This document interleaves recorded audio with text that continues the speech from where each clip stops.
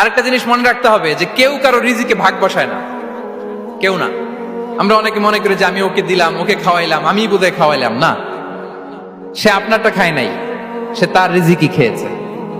আমাদের ঘরে আমাদের বন্ধু বান্ধব আসে অনেক সময়, আমাদের ঘরে অনেক সময় অতিথি আসে, তাদেরকে আমরা আপ্যায়ন করি, তাদেরকে খাওয়াই।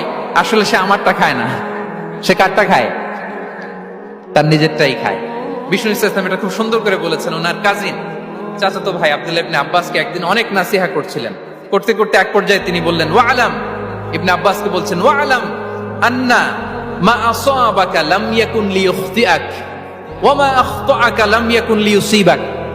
আব্দুল্লাহ, জেনে রেখো, যেটা তুমি পাওয়ার এটা তুমি কোনোদিন হারাবা না। যেটা তোমার হওয়ার কথা ছিল ওটা তুমি কোনোদিন মিস করবা না। আর যেটা তুমি পাওয়ার কথা না, গোটা বিশ্বের সব শক্তিকে হাতের মুঠোয় আনলেও সেটার দেখা তুমি পাবে না, পাবে না।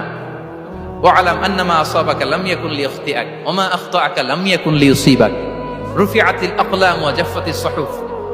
আব্দুল্লাহ, রিজিক নিয়ে চিন্তিত হয়ো না, রিজিক নিয়ে পেরেশান হয়ো না। প্লে ইউর রোল, রিজিক ইজ ফিক্সড। যেটা তুমি পাওয়ার তুমিই পাবা, যেটা তুমি পাওয়ার কথা না চেষ্টা করেও সেটা তোমার কাছে আসবে না।